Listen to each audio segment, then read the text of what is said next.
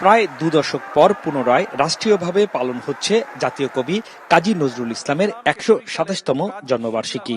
কবির অমর স্মৃতি বিজড়িত ত্রিশালে কবির জন্ম জয়ন্তীর 3 দিনব্যাপী অনুষ্ঠানমালার উদ্বোধন করেন প্রধানমন্ত্রী তারেক রহমান।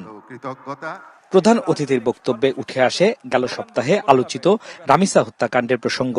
আগামী 1 মাসের মধ্যে নৃশংস এই ঘটনার হত্যাকারীর সর্বোচ্চ বিচারের আশ্বাস দেন তারেক রহমান।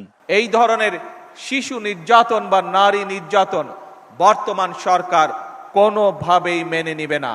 রামিসার এই হত্যাকারীর সর্বোচ্চ শাস্তি ইনশাআল্লাহ আগামী 1 মাসের মধ্যে নিশ্চিত করবে এবং সেই সর্বোচ্চ শাস্তি হচ্ছে মৃত্যুদণ্ড, যাতে করে ভবিষ্যতে আর কোনো ব্যক্তি মানুষ এইভাবে শিশু বা নারী নির্যাতন করার সাহস না পায়। এর আগে বৃষ্টি মাথায় নিয়ে দুপুরে ময়মনসিংহের ত্রিশালের ঐতিহাসিক দড়িরামপুর ধরার খাল পুনর্খনন কর্মসূচির উদ্বোধন করেন প্রধানমন্ত্রী তারেক রহমান। খালপাড়ে একটি তাল গাছের চারাও রোপণ করেন তিনি। ময়মনসিংহের ত্রিশালের এই ধরার খাল 1979 সালে সাবেক রাষ্ট্রপতি জিয়াউর রহমান এই খালটি খনন করেছিলেন। আর 47 বছর পর তারেক রহমান প্রধানমন্ত্রী হয়ে সেই খাল আবার পুনর্খননের উদ্যোগ নিয়েছেন। 3.10 কিলোমিটার দীর্ঘ এই খালের উপর প্রায় 4,500 পরিবারের কৃষি নির্ভর জীবিকা নির্ভর করে। পরে সেখানে আয়োজিত সমাবেশে অংশ নেন প্রধানমন্ত্রী।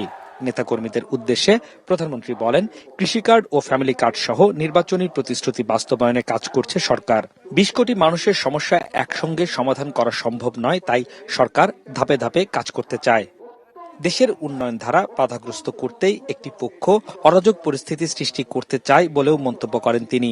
এ সময় 5ই আগস্টে পালিয়ে যাওয়া ব্যক্তিদের সঙ্গে গোপন যোগাযোগ শুরু হয়েছে বলেও অভিযোগ করেন সরকার প্রধান। এখন যারা অরাজকতা সৃষ্টি করতে চাইছে, খবর নিয়ে দেখেন ওই 5ই আগস্টে যারা বিতাড়িত তাদের সাথে এরা তলে তলে আবার খাতির শুরু করেছে।